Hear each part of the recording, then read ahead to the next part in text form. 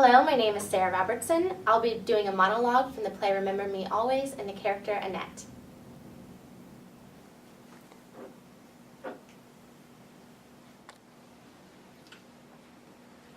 You know who I thought of the other day?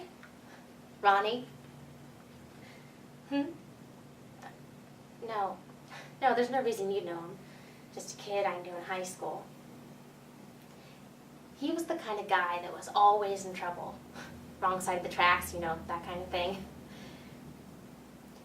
But maybe because we were so different, that's why we were able to talk to each other.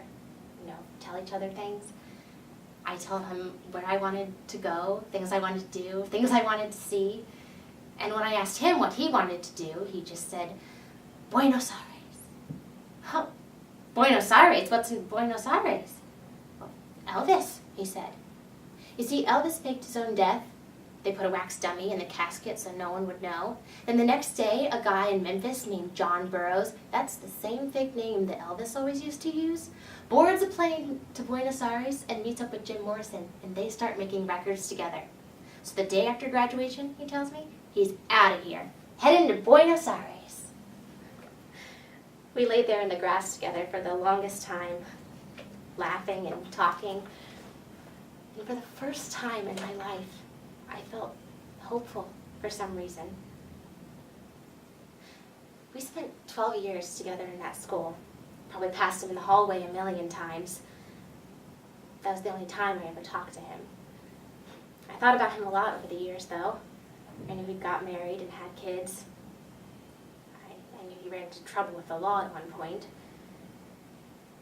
Then about 10 years after he graduated, I read he was killed in a motorcycle accident.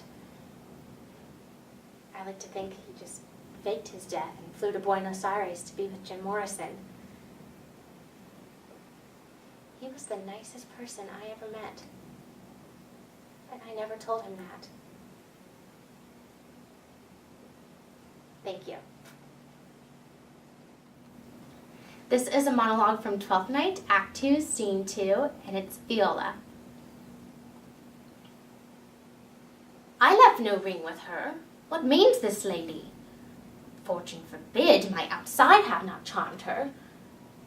She made good view of me, indeed so much that sure me thought her eyes had lost her tongue, for she did speak and starts distractedly. She loves me sure!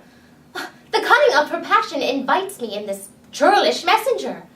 None of my lord's ring, why he sent her none. I am the man.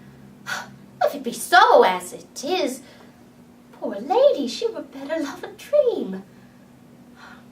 Disguise, I see thou art a wickedness, wherein the pregnant enemy does much. How easy is it for the proper false and women's waxen hearts to set their forms. Alas, our frailty is the cause, not we. For such as we are made of, such we be. How will this badge? My master loves her dearly, and I, poor monster, fond as much on him, and she, mistaken, seems to dote on me. What will become of this? As I am man, my state is desperate for my master's love, and as I am woman, now alas the day, what thriftless sigh shall poor Olivia breathe? O time, thou must untangle this, not I. It is too hard a knot for me to untie. Thank you.